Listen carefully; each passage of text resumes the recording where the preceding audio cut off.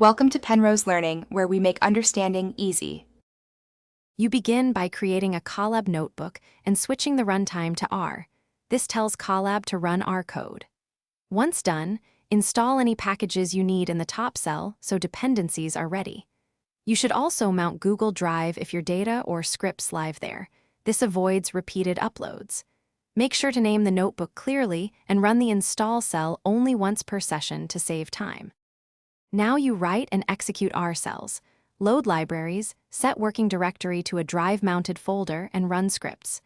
You should cache large datasets with save RDS and read RDS to avoid redownloading, which speeds iteration.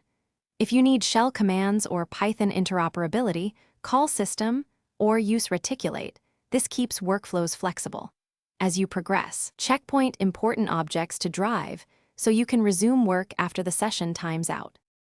To finish, write outputs to Google Drive or download them locally so nothing is lost when Colab times out.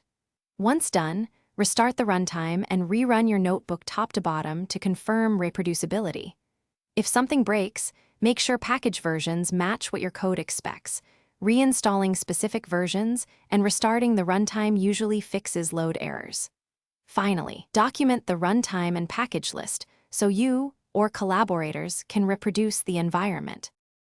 Thanks for watching. If this was helpful, leave a like and consider subscribing. See you next time.